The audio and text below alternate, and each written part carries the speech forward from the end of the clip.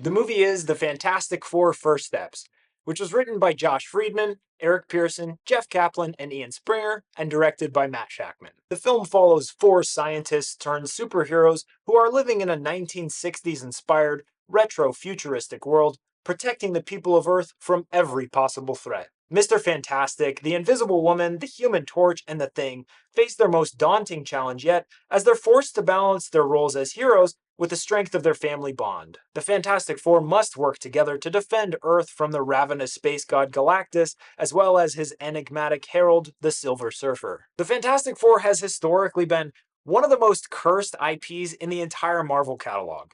Before this film, there were three separate attempts to create an establishing film for these specific heroes, and Marvel just could never really nail it. But, very fitting and ironic, this fourth Say that again? attempt at rebooting the Fantastic Four was far and away the best film starring the titular characters. One thing that I loved about this film that almost instantly sets it apart from every other Marvel movie is that it didn't tie into any other Marvel movie. The MCU has become such a Pandora's box of interconnected films and TV shows that you often end up feeling like you have to do homework to even begin to understand the plot and characters in a single movie. This movie stands entirely on its own. You can go in without seeing any other Marvel project and know exactly what's going on. Which, I'll admit, it's kind of sad that that's even a factor, but unfortunately it really is. I thought setting this movie in this other time and place that was this 60s retro-futuristic world was incredibly smart. I think it's a big part of what made this movie feel so different. And personally, I'm just a huge sucker for anything that's retro-futuristic, so I was just totally eating that up. The film embraced the comics and capitalized on this really fun, cool-looking fictional setting that just worked really well, from the sets to the costuming to the typography to the news and talk shows featured. They just got everything spot on. They used a ton of practical sets in this movie that truly looked fantastic. Say that again?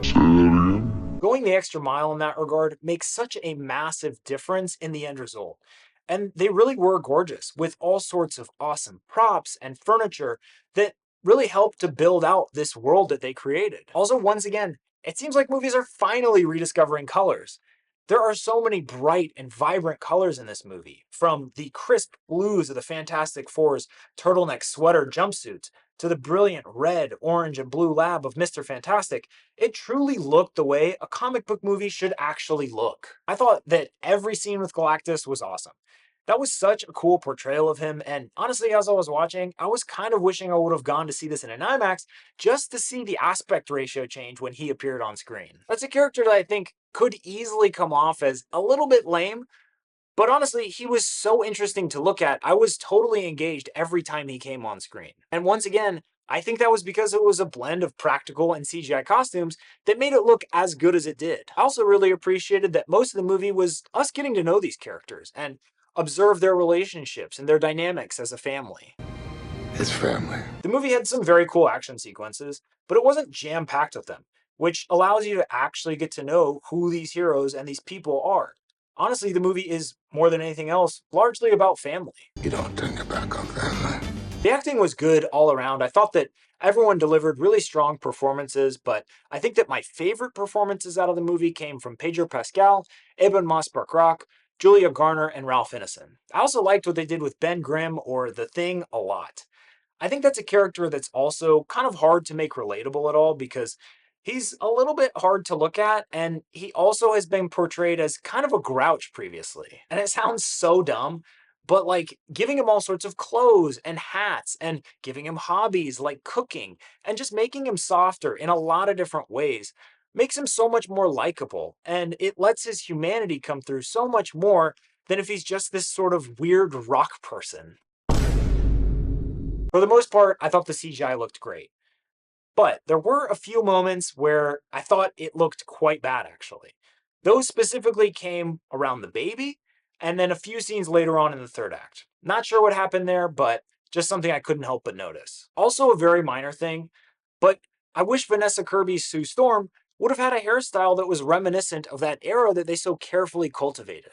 It was one of the few things that felt out of place to me, and I just would have loved if they would have styled it differently. Overall, I thought this was easily the best Fantastic Four film that I've ever seen. It had spectacular visuals due to the use of beautiful, brightly colored practical sets and stellar costuming, exciting action, and a deeper dive into the interpersonal relationships of our four heroes, and captivating antagonists brought to life with great acting, practical costumes, and strong CGI. I would definitely recommend seeing this one in a movie theater while you still can, especially if you're a fan of superhero movies. So go watch the Fantastic Four First Steps. If you enjoyed this video, please like it, please share it with a friend, add a comment letting me know what you thought of this movie or what movie you think I should review next, and subscribe to my channel. I put out a movie review each week, so subscribe to stay tuned. Thanks, y'all.